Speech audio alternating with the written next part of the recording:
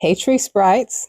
We are at a point in American history where Black women are beginning the process of pulling away from corporate America. We are no longer willing to sacrifice our time, our energy, our labor, our years and talents and gifts on entities, corporations that ultimately seek to harm us.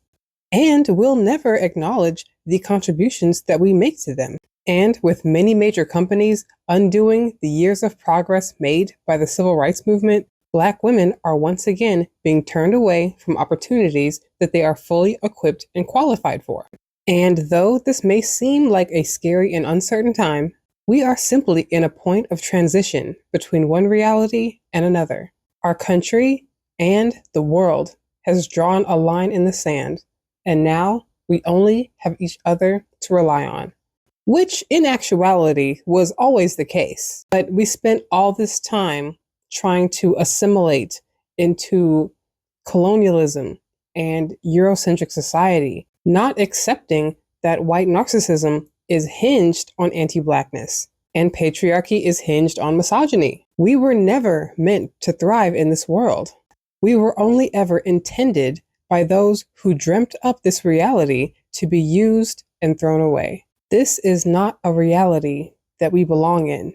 And as magical, etheric beings of creation, we have every bit of the ability to create a new reality for ourselves. We are realizing that avoiding one another for the approval of others is not in any way beneficial to us. Black women are the greatest help to Black women.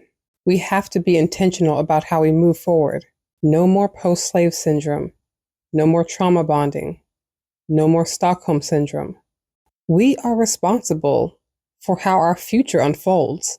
What a lot of Black women are catching on to right now is creation energy. Many are beginning to create assets.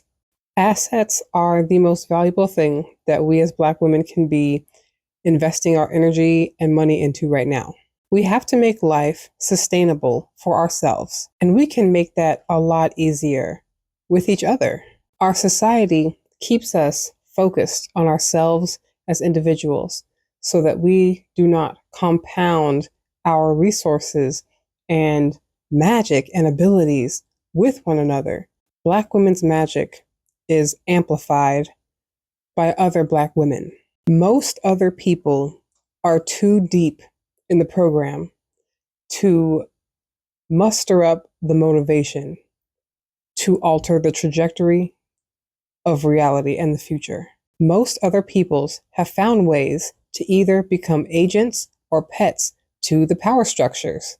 But Black women, Black American women, Solani women have always been resistant to the physical and mental chains that they bind us in, which is why we're the most targeted, the most regulated, and the most dehumanized. Why continue to pay all of your loyalty to a system that you know has no value for your very life, for your breath, for your heart, for your spirit?